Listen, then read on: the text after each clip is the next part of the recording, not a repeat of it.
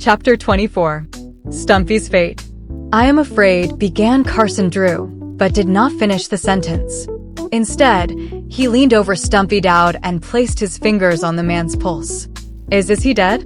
Nancy asked fearfully after a few moments. Carson Drew relinquished Stumpy's wrist and turned grave eyes upon his daughter. "He's still alive, but his heart action is very weak. I don't believe we'll be able to get him to the hospital. But we must try." "Yes, of course. But it's not going to be easy to get him to the automobile.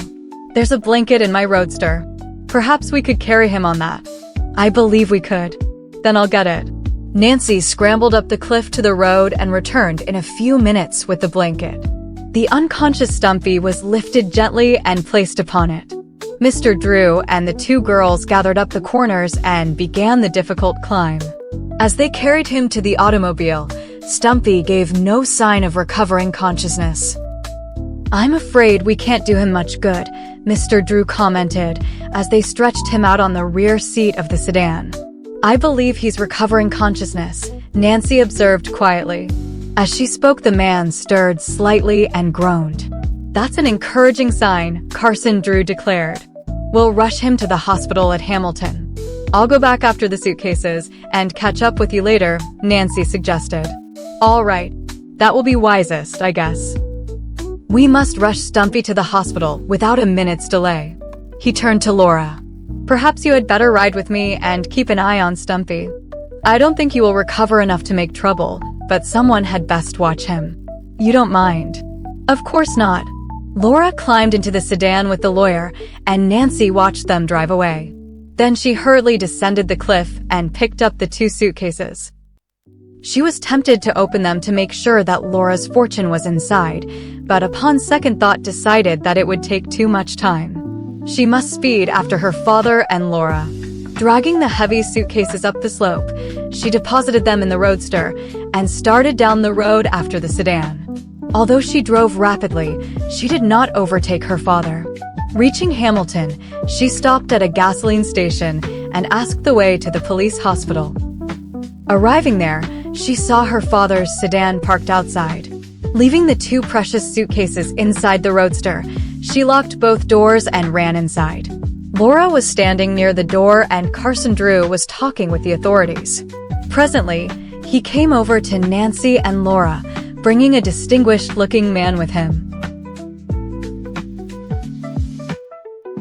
Quietly, he presented Mr. Howland, the chief of police.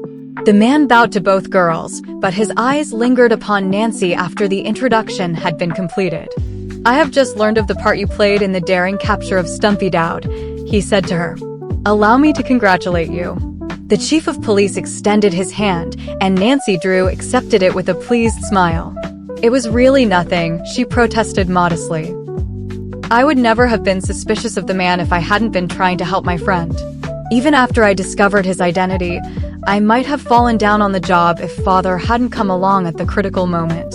"I'm not sure about that, Miss Drew," and the chief smiled. "You strike me as a very resourceful young lady. Suppose there is no question that the man is really Stumpy Dowd?" Nancy inquired. She was eager to change the subject to a less personal one. "Not the slightest. I came to the hospital just as soon as I was notified that he had been captured and identified him myself. I would know that face anywhere. He's been in the rogues gallery for a good many years, but has managed to keep out of the way of the police. He's led us a merry chase. Will he live?" "Stumpy is on the operating table now," Carson Drew explained to Nancy. "The doctor considers his condition very grave, but he may pull through. And if he does, he'll get a long term in prison," the chief added. Nancy was pressed for details of her part in the capture of the man. However, in telling her story, she did not mention Jacob Aborn, for she wished to surprise Laura later. "We may as well go back home," Carson Drew said presently. "It may be hours before we learn anything definite about Stumpy's condition. If you'll give me your telephone number, I'll see to it that you are kept informed," the chief promised. After Mr. Drew had written his address and telephone number on a slip of paper, the three left the building. "Ho-hum." Carson Drew yawned sleepily. "I think it's time we were all in bed." "Not yet," Nancy declared importantly. We must return to Melrose Lake. Why should we go back there? I'll tell you when we get there, Nancy announced mysteriously. It's a surprise. Well, just as you say, her father grumbled good-naturedly. But I hope the surprise is worthwhile, because I'm tired. With Laura and Nancy riding in the roadster, the two automobiles started off for Melrose Lake. This time, however, they traveled at a moderate rate of speed. Where in the world are we going? Laura questioned as Nancy turned into a familiar side road. Aren't we heading toward my guardian's bungalow? It was with difficulty that she spoke the word guardian. Yes, Nancy admitted. Oh, why are we going back there? After all that has happened, I don't believe I shall ever want to go back. Nancy reached out and patted Laura's hand reassuringly. Just trust me, she said smilingly. Nancy had selected the lake route and was able to drive the roadster very nearly to the doorstep of the Aborn bungalow. Stopping the car, she waited for her father, who was a short way behind. Why, there's a light inside the house, Laura exclaimed. And I can see someone moving about. Nancy Drew smiled and began to unload the suitcases from the back of the roadster. What are you up to anyway? Mr. Drew demanded as he stepped out of his sedan and came toward the girls. You'll soon find out, Nancy laughed. Here, I'll carry those suitcases. Mr. Drew picked up the two bags and followed Nancy down the path toward the bungalow. Laura held back rather reluctantly, but Nancy kept pulling her along. Boldly, she opened the front door and stepped into the lighted living room. Laura, a low voice murmured. Jacob Aborn arose from a chair and held out his arms. Laura hesitated and glanced uncertainly from Nancy to Jacob Aborn. Your real guardian, Nancy said. Jacob Aborn. My guardian. Oh. With a little cry of joy, Laura went to him. For several minutes, Nancy and her father stood quietly watching the happy homecoming.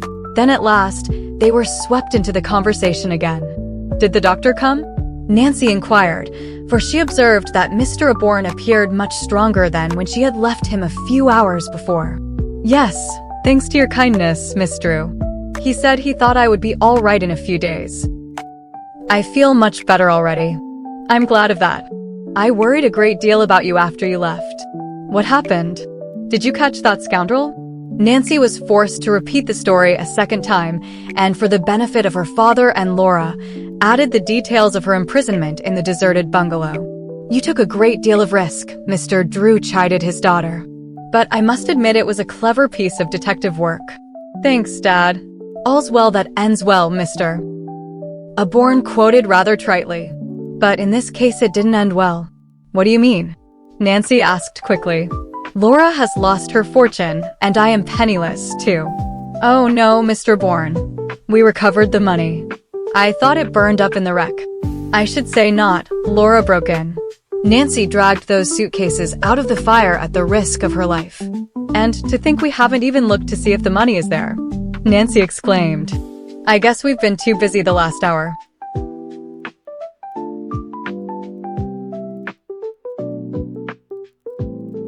Let's have a look now, Mr. Drew proposed. Picking up one of the suitcases, he examined it critically. Locked, he announced. And Stumpy probably has the key. Oh, how disappointing, Laura murmured. If there's a hammer in the house, we can soon have these bags open, the lawyer declared. I know where to find one. Laura cried eagerly. I'll get it.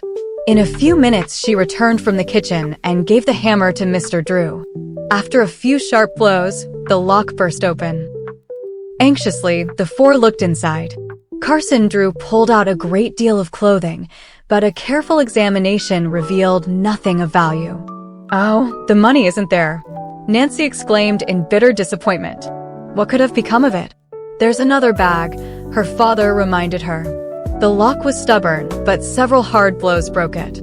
As Mr. Drew pushed back the cover, there was a chorus of ohs, for there on top of a pile of clothing were the missing banknotes. Jacob Aborn snatched up the neat packages of bills and hastily counted them. Mr. Drew continued his search through the suitcase and unearthed a small bundle of papers, which he turned over to Laura's guardian. My property, Jacob Aborn declared. Is Laura's money all here? Nancy asked. Every cent of it. Then I'm really not poor, after all, Laura said happily. Stumpy told me I was practically a pauper. A pauper? Why, you're rich. Your fortune amounts to more than $100,000. $100,000. Oh, I can scarcely believe it.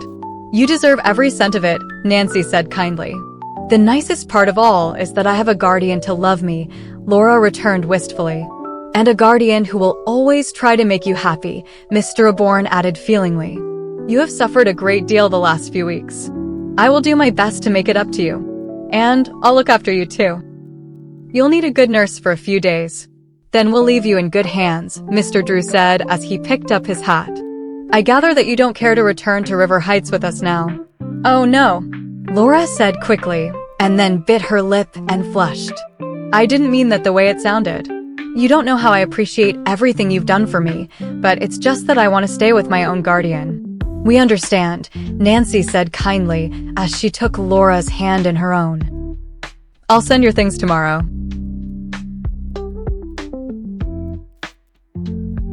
But I'll see you often, shan't I? I hope so, Laura. River Heights is only 20 miles away. You must drive up often, Mr. Aborn put in. Laura thought for a moment. Promise you'll come next Sunday, she begged. You and your father must both come. I have a special reason for asking. Do, urged Mr. Aborn. All right, we'll come. After Jacob Aborn and Laura had again thanked Nancy and her father for what they had done, the two said goodbye and left the bungalow. As they stepped out on the porch, Nancy chanced to turn her eyes toward the east, and a startled expression came into her face. What's the matter now? Mr. Drew asked. The sun. It's just coming up over the lake. We've been up all night. I feel like it, too, her father grumbled. Nancy Drew did not hear, for she had turned toward the east again and was observing the glory of the sunrise. It was symbolic, she told herself, not only of a new day, but of a new life for Laura Pendleton.